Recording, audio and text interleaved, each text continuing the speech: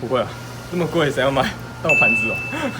当然电动机车啊，我自己会选汽油车啊。选汽油。电动机车啊，电动机车，汽油车。我会选电动机车。因为我现在住阳明山，然后上山的时候，然后马力比较大，有把，而且最重要的是骑这个的话，环保又爱地球。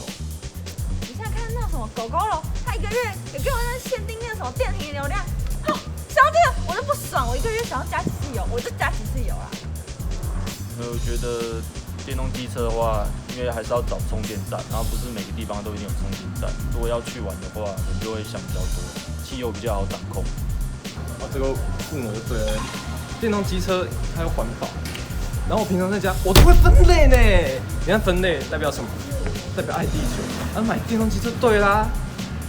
因为路上很多乌贼车，然后有一次是走在路上，然后就是被他们的乌贼车也有呛到，我想说这样子对环境也不好，所以我选择电动机车。因为我家都骑汽油车，所以我觉得电动机车应该没有什么不一样吧。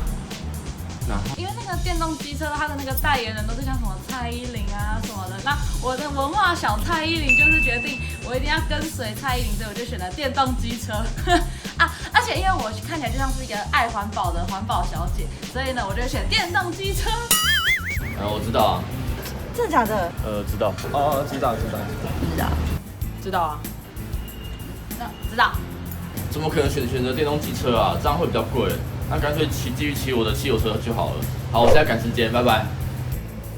这样我一定买电动机车啊！想看有补助，我就不用花那么多钱了啦，耶！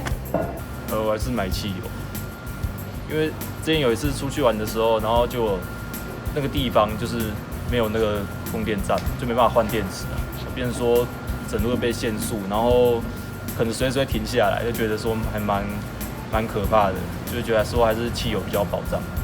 不会啊，这么贵谁要买？当我盘子哦。如果抽掉的话，电动机车好像蛮贵的，我应该转去买汽油车。会，因为我觉得骑汽油车比较顺，而且电动机车我骑起来，上次借我朋友的骑，觉得没有比较好啊。不会，好贵哦！不会，我不会买，因为我觉得如果抽掉的话，这样子的话，一台车可能就会变得超贵。然后像我这种看起来应该就是像蛮穷的样子吧，所以我就不会买，因为太贵了。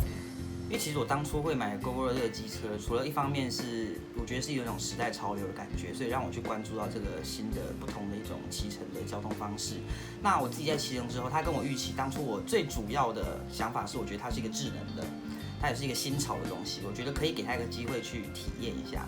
加上我不是很久以前就买的，我算是比较最近半年才开始换的。前面听到的口碑也是。虽然好坏各半啦，但是我个人觉得它的优点是有打中我心中觉得不错的，像是可能换电站很频繁啊，就也不用像加油车一样，有时候会有那种噪音啊，所以我觉得不管是声音上面，或是骑乘体验上面，还有一些加速上面，就是我个人的需求，我觉得 GoGoRo 这台电动机车都是有满足我当初的设想这样子。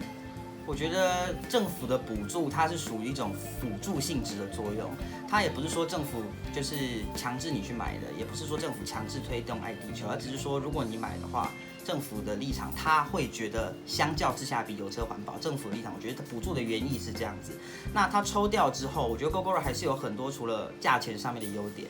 那电动机车可能就不管是技术还是什么方面，可能没有像过去油车一样量产来的那样子的价钱，所以它的原价可能相对高。但是它抽掉之后，我觉得它的优势还是有值得它高出一般油车的那几千块，甚至到1-2万块钱这样子。你知道做任何的产业啊，其实不只是摩托车或电动摩托车，你里面总是会有很多不同的 player， 有人是生产车子的，有人是卖车的，有人是买车的。那你要让一个产业从无到有，其实你是需要这3方面各个方方面面的一起去投入，才有机会成功。所以呢，我觉得政府它在这里面，它扮演是一个很重要的催化剂。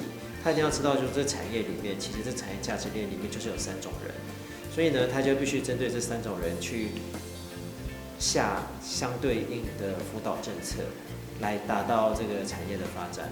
所以，比如说以制造生产为主来说的话，你总要有人来做车嘛，有人来生产车子嘛。